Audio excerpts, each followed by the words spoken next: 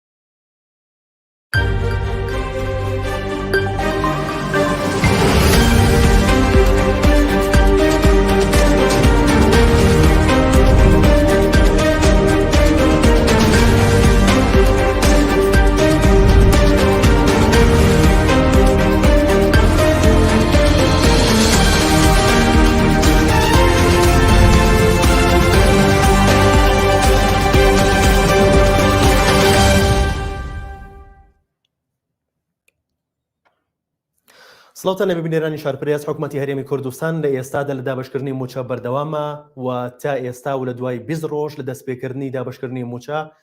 موچەی مانگی 11 چەند وەزارەتێک و خانەنشینی سێ سەرۆکایەتێکی هەرێم ماوە کە موچەیان پێ بدرێت. حکوومەتی هەرێمی کوردستان وەزارەتی دارایی و ئابووری بێدەنگن لە ئاست سستی لە دابشکردنی موچەدا. هیچ لێدوانێکیان نییە و هیچ ڕوونکردنەوەیکیان نییە سەبارەت بە دیارنەمانی داهاتی پارێزگاکان. دوای 20 ڕۆژیش لە دەستپێکردنی دابشکردنی موچە سبەینێ تەنیا یەک وەزارەت موچەی پێدەدرێت.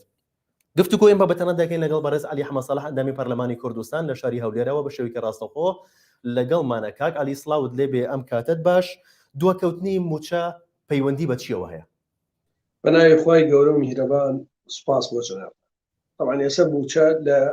بە چی ئەدرێ موچە؟ کۆمەڵە سەرچاوی داهاتمانەیە. یەکەم نەوتە، دووەم داهاتی ناوخۆیە،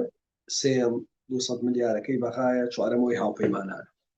گرفتەکە لەکوێوە دەست پێکە؟ ئێستا لە داهاتی نەوت مانگی پێشوو 350 ملیۆن دۆلار دراوەتە وەزارەتی دارایی، واتە لە بەرمیلێک سافی ئیرات نزیکەی 27 دۆلارەکە.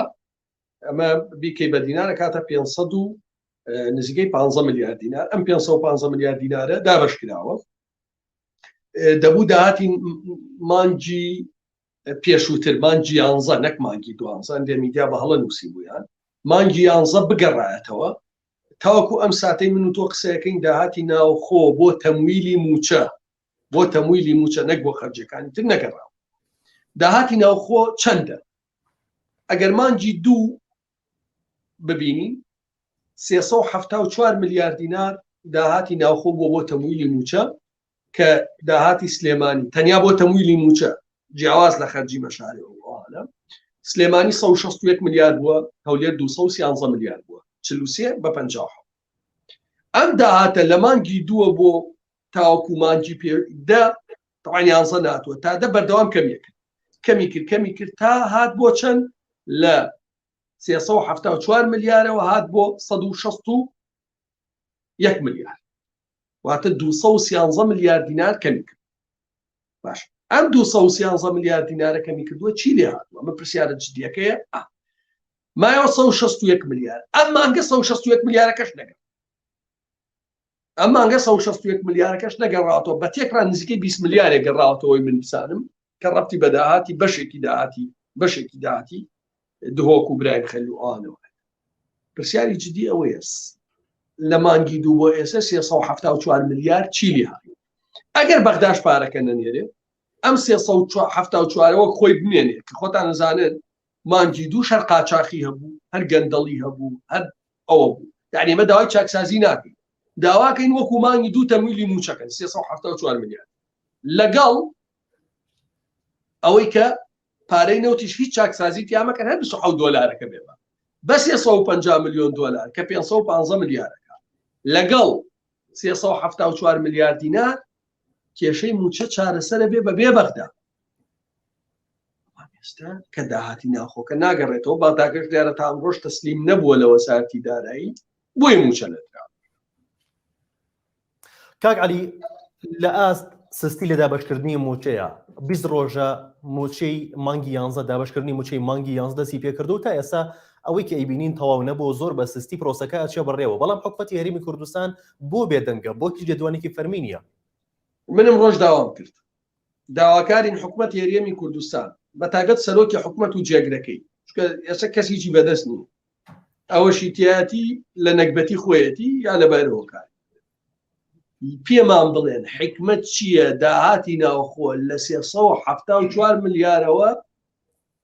هاتووە بۆ نزیکی هیچ چی ڕوویدا خاڵی سنووری هەیە پارەی کارەبا بەخوا پارەی داهاتی کارەبا زیادیشی کرد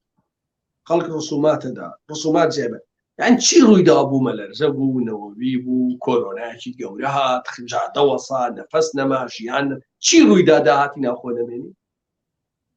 بێدەنگی لێکراوە ئەمە پێی ئەوتێ دەست بە سەراکردنی داهات چگە لەمە هیچ تەفسیرێکی تری نییە.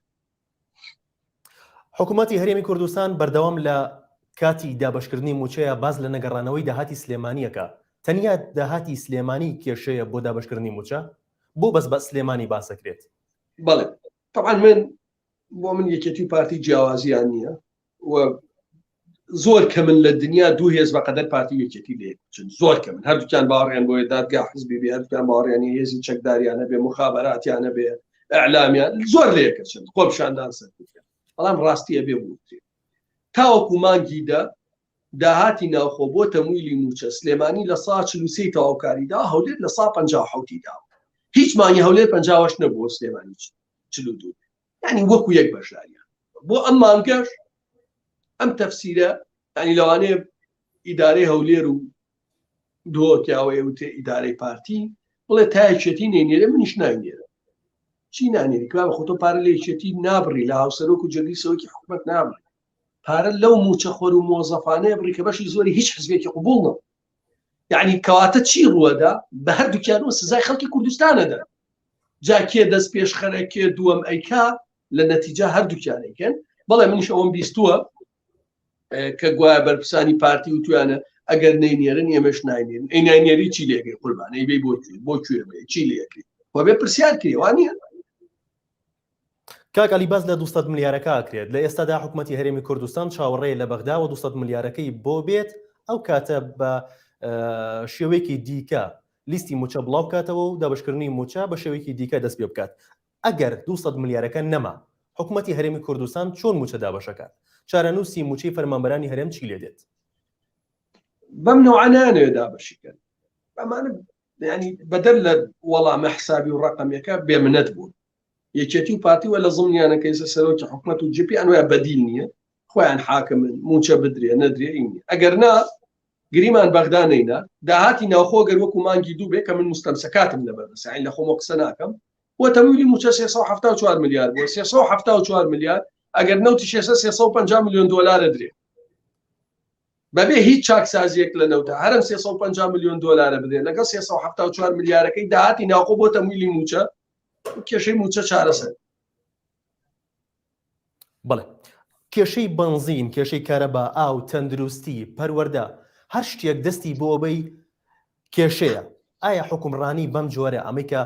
دەیبینین حکوومەتی هەرێمی کوردستان و ژیانی هاوڵاتیانیش لە لایەکی دیکەەوە ئەبینین کە چۆنە ئەمە تاکەی بەردەوام بێ کاگالی بەڵێ ئەمە حکومڕانی لە هەرێمی کوردستانە لە دۆخێکی ئەجگار خراپایە هەموو ڕۆژێ بارگرانیەک بە بێمنەتانە لەسەر هاوڵاتی زیان ڕۆژێ لە خاڵی سنووری کۆمپانیا دانین بۆ وەرگرتنی پارە ڕۆژێ زەویە نایابەکانە بن ڕۆژێک کۆمپانیەکانی خۆیان هەرچی پرۆژەی سەکەنی ئەیدەنێن ڕۆژێک تر اتفاقکەن لە ئەنجومەنی وەزیران چۆن کابینێتی ژەویش بدەن بە کۆمپانیایەکی خۆیان و لە دوو زۆندا بەشیکەن زۆنی سلێمانی ساڵانە 1 ملیار ڕەبحی کۆمپانیا بێ و زۆری هەولێر نزیکەی 150 ملیار منەتیان بە کەس نەما و پێشیان وایە چونکە خەڵک سزایدان لەم انتخاباتە دەنگی پێدەدان نەک بەدیدێکی جدی پیان وای خەڵکیان لەگەڵ نیە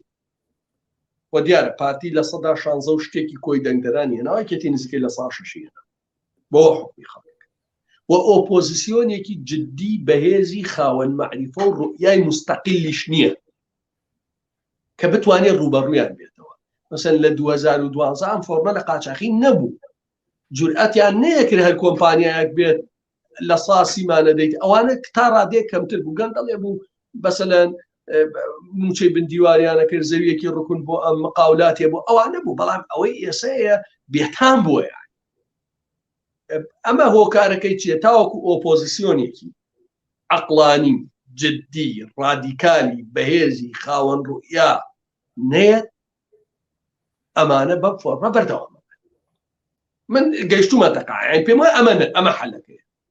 ئۆپۆزیسیۆنێک نەکڕێ و نەبفرۆشرێ بە پەخشی ڕاستە و خۆی خۆپشاندان بە تەلەفۆنێکی جێگری سەرۆکی حکوومەت ڕاگرێ ئۆپۆزیسیۆنێکی وانە ئۆپۆزیسیۆنێک نە ڕێکەوێ لەگەڵ یەکێکا بۆ ئەوەی پارەی کارەبا لە کەناڵ و کۆمپانیا و چیەکە ئەوە نا ئۆپۆزیسیۆنێکی جدی بێمنەت بێ لە دەسەڵات علی کاگالی پێت وایە ئۆپۆزیسیۆن وەک دەڵێیت خۆپشاندانێک بە تەلەفۆنی سەرۆکی حکوومەت لابرا بێت پێت وایە ئۆپۆزیسیۆنەوەی کردبێت بەڵێ بەڵێ خۆ پەخشی خۆپشاندانەکانی و دوای ڕاگیرە خۆ جێگری سەرۆکی حکوومەتە دەخۆی ئێمانە نەزانین ئۆپۆزیسیۆنێک چاوێک دەهۆ بێ قەرزی لێوە نەگیرێتەوە یعنی قسەکەی من لەسەر ئۆپۆزیسیۆن نیە بەڕاستی ناشمرێت لەسەر ئەم زوڵ مستەمکاری کە هێزە پارتی یەکێتی یعنی بەرپرسیەکەم لە ژیانی خەڵک بەڕاستی ئۆپۆزیسیۆن نییە ئەگەر خراپیش بێ کە پێم وایە ئۆپۆزیسیۆنێکی جدی خاوەن ڕوئیای خاوەن بەردامە نیە لە کوردستان بەرپرسیەکەم ئەمانن دەستیان کردووە بەسەر خاڵی بەڵێ پێتان وایە ئۆپۆزیسیۆنێکی نوێ نەودات تان دەستیان کردووە بەسەر باچوور ڕسوماتی خەڵکیش بەڵێ پێتان وایە ئۆپۆزیسیۆنێکی نوێ دروست دەبێت هێزێکی تازە دروست دەبێت کە بەو شێوە بێت کە تۆ باسیەکەیت من پێم وایە دۆخی کوردستان لە دۆخێکی زۆر خراپایە ئاستی ناڕزایی لە ئاستێکی زۆر گەورایە ئەوانەی خاوەن قەسیەن ئەوانەی پێیان وایە بێت لە پێناوی خەڵکا تێکۆشانکەن ئەگەر بیرێکی جدی نەکەنەوە لە دوور لە مەسلحەت بە یەکتر قبولکردن بە ڕوئیایەکی فراوان بە بەرنامەیەکی عەقڵانی نەک شەڕەجنێ و فەوزا و ئەوانە چونکە لە شەڕەجنێەوە تۆ چاری پارتی یەکێتی ناکەی سەدان کەناڵیان بەڵام بە مەعریفە توانی ڕوبەڕوویان بیتەوە بە فاکتە توانی ڕوبەڕوویان بیتەوە بە وردەکاری دۆسیەکان و ئەتوانی ڕێی گشتی دنیایان لەسەر دروستکەی ئەگەر شتێک بکرێ ئەم ڕێگایە ئەگەر شتێ بکرێ ئەگەر بەست لەوە کرد کە هاوڵاتیان هەموو لایەنە سیاسیەکانیان سزا داوە لە هەڵبژاردننی ئەنجومەنی نوێنەرانی عێراقدا چارەنووسی ئەم هێز و لایەنە سیاسیانەی کە حکومڕانی هەرێمی کوردستانەکەن چی دەبێت لە هەڵبژاردننی پەرلەمانی کوردستانە ئەگەر بەم جۆرە بەردەوام بن تاوەکو یاسەیەکێتی و پارتی بە دەنگدار حکوم ناکەن بە هێزی چەکدار حکومەکە بەڵگە چییە؟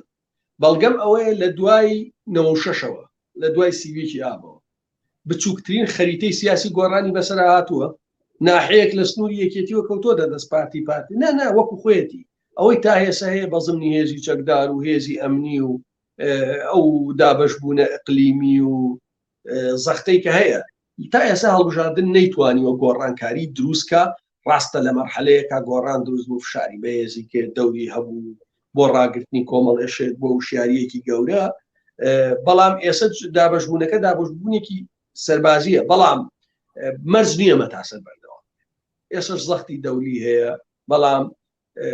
فۆرمێک لە حەزبی بەدیل نییە ئەمە مەمش بەڵێ کاک عەلی چی بکرێت میدیاکان پەرلەمانتاران و ڕێکخراوەکان ئەرکیان چییە چی لەسەر شانیانە بۆ ئەوەی کە کارێک بکەن لە ئێستاە چی بکەن بۆ ئەوەی کە ئەم دۆخە بەم جۆرە بەردەوام نەبێت دۆخەکە دۆخێکی زۆر قوسەر ئەمە نییە یەکێتی و پارتی بۆ معلومات بە بەرنامە ئێستا بێ ئومێدیەکی گەورە پەخشە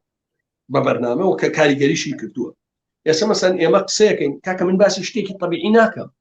باسی ئەوەیەکەم ئەمانە 374 میلیارد دینار داهاتی ناوخۆ بۆ تەمویلی موچە دەستی بەساگیرەوە هەمومان ئەمە کەم نییە ئەمە لە هەر وڵاتێکا بێ قەزەی گەورەی لەسەر دروسە حەزب چۆن دەسەگرێ بەسەر داهاتی موچەی خەڵک و باز و سومان لە بری ئەوەی ئەمە بکەین بە کەمپین لە هەرچی میدیا ناوەندی سیاسی ئەوەی بەشێنیە لە یەکێتی و پارتی ڕێکخراوی بەدیل بە منە نوتە کاکە بێتاقەت نەبووی ئەم قسەکردانە سوودی چییە قسە چی کرد ئەمە بەشێکە لە پرۆسەی بێئومێدکردنی خەڵکێکی و پارتی بە بەرنامەی جارێ ئێمە ئایا توانین ئەم بێئومێدیە کۆتایی پێبێنین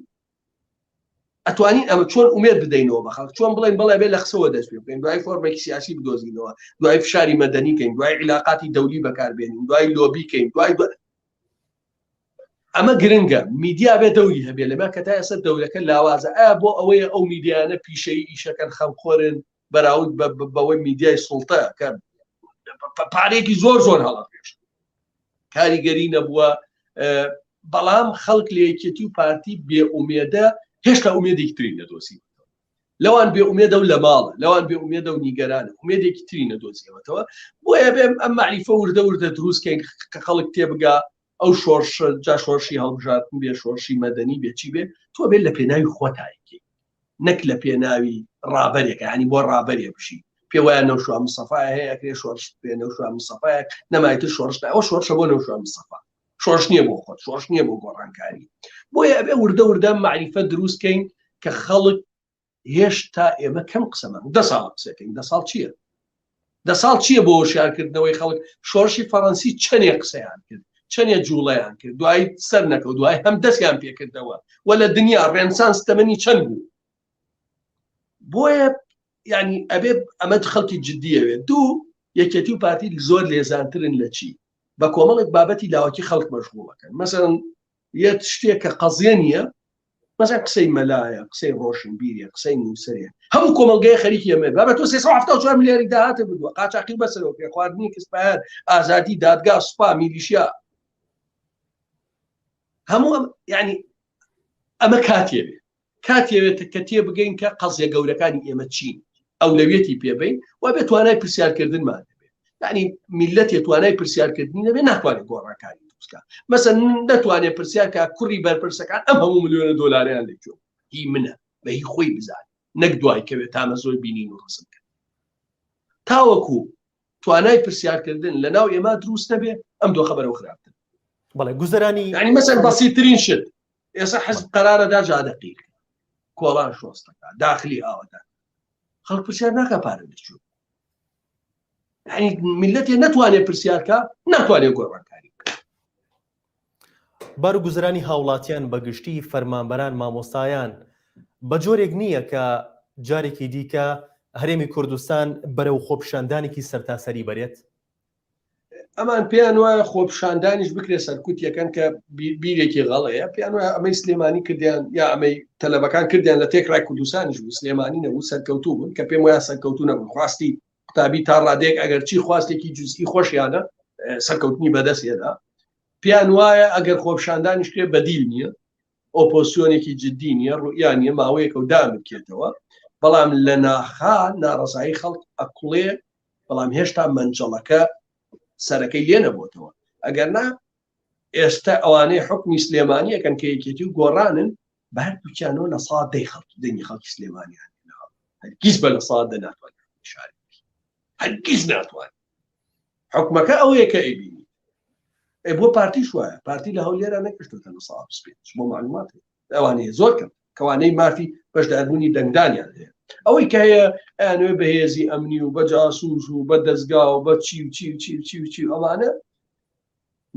ئەمە هیچ پێشکەش نەفرەت لە سوڵتەیەک لە کورسیە کە بە زەبری هێز لە دەرەوەی ڕازی بوونی جەماوەر بەدەست بێت و بەر نەفرەتیش کەوتونەوە یان تەمەنی دیکتاتۆرەکان ئەوانەی بە زەبری هێز حکومیان کردووە سەیری تاریخی بەشەریەتکە هەر کەمەکە زیاد ناکرێت بەڵێ بگەڕینەوە بۆ بابەتی موچەی مانگی 11 فەرمانبەرانی هەرێمی کوردستان درێژکردنەوە و سستی لە دابەشکردنی موچەیە باز لەوە ئەکرێت کە بۆ کۆتایی هاتنی مانگی 12 تا بگەینە 25 مانگ و باز لەوەش مانگە پشوویەکدا ئەنرێت تا دوای ئەوە ئەگەرێکی بەهێزە مانگی 11 و 12 تێکەڵ بکرێت لە یەک موچە تەمە ناکەین وانە بێ چکەوە هەرو کاتە داهاتی نەوت چکە ئاخر خۆ پاشەکەوت چێک و پاشکەوت جا بۆ معلوماتە ئەم کابینەیەک دیناری پاشەکەوت نەکردووە هەمووی کردوتە خۆ گونجاندن خۆ گونجاندنی ئەنی بۆ پاشەکەوت ناکەم چێتە سەر حسابی پێشوو یعنی ڕۆشت ئیلیفات مات کردیانتە خۆ گونجاندن ئەگەر وابێ ینی کۆی داهاتی ناوخۆ بۆ 2 مانگە بن